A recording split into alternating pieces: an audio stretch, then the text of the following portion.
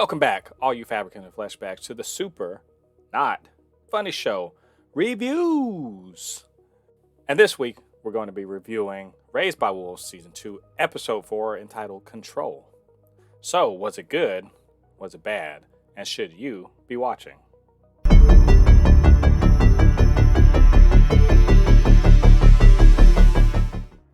Raised by Wolves continues its forward march with its fourth episode entitled Control, and in this episode it's following up on the previous one wherein Campion and Paul have found Marcus and the rebel encampment, and they're trying to, figure out if they're going to stay or go, all that fun stuff. In the meanwhile, Father just won a fight, and now he's got his precious fuel blood to work on his real doll, and Mother is trying to figure out what to do about her big serpent baby. And so this episode, I have to say, they're on a roll right now. These guys, the first two episodes, I was just like, oh no, more of the same slow plotting ridiculousness. But this episode's pretty good, actually. I quite enjoyed it, actually. I'm liking the fact that they've actually decided to move the plot forward, in ways that make some kind of sense. The amount of dumb decisions being made by characters in this episode are at a pretty, low minimum. And I enjoy that. I've not been happy just shaking my head at whenever the kids do something stupid.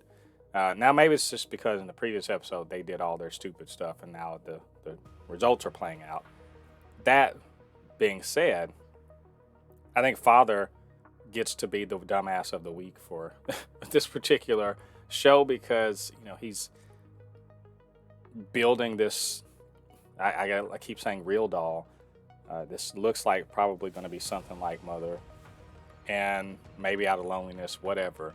But why would you empower an android that you don't know what they're up to and what they're going to do? So, but that's really kind of a sideshow. This episode's really about Mother and what she'll do to protect her kids. And we've always known that's what Raised by Wolves was more or less about. What are these two androids going to do? But we've seen her kill and we've seen her destroy and all that. So it's no wonder that she has a single-mindedness about that sort of thing when it comes to Paul and Campion. After having done their dumb thing, and the trust has figured out, more or less knew that they were going to go do a dumb thing, and so looked at it as an opportunity to kind of take out the rebels, the terrorists, as it calls it. And that was pretty messed up, making that little rat into they call it a bio bomb.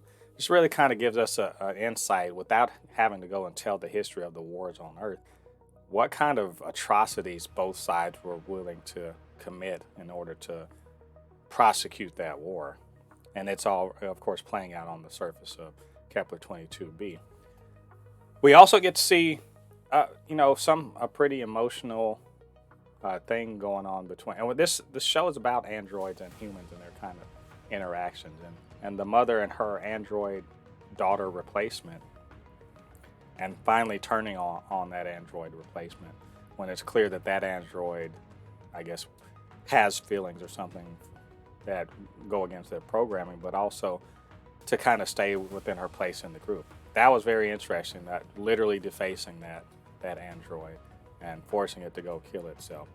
And I wonder how Campion's going to respond to that. In addition, we have this, this revelation of Saul, if you will, for Campion, who's been wavering around agnosticism about everything. And now maybe he's a true believer. And then, of course, at the end of the episode, we see, as we imagine, it's not divinity. It doesn't appear to be divinity that saved Paul from getting shot, by one of the rebels. It appears to be, we're thinking, this new android that Father's building. And so this kind of plays also into, a bit of a theme that's going on. Is it divine? Is it aliens? Is it divine aliens? We don't know. It's the big mystery box is the signal, and who are these people?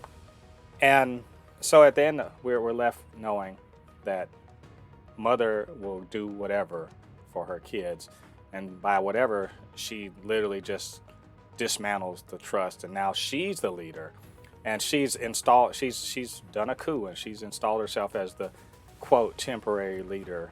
She sounds just like every military coup, dictator ever, and I think the people that are now under her thumb know that. But she also has the power because she's gotten her eyes back, and we figured out how Marcus has pretty much been using her power by ingesting her eyes.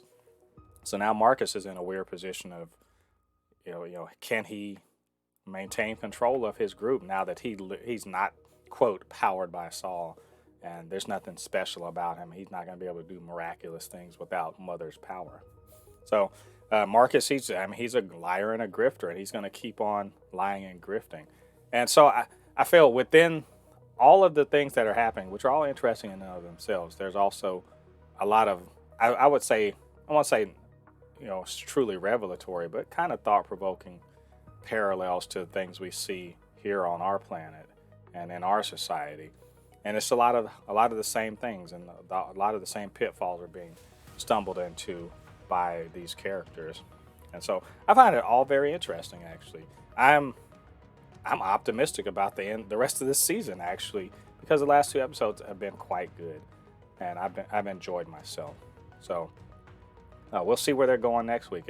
It's going to be interesting to see this pseudo divine android thing that Father brings to dinner, because he and Mother are on the rocks. So either way, I enjoyed it. I wonder if you guys enjoy it, and what do you think about what I had to say? Why don't you get down to the comments? Let me know what you're thinking. Of course, you can always hit me up, supernotfunnyshow@gmail.com or at supernotfunnys1 on Twitter, and we can chop it up, talk about this pretty good show.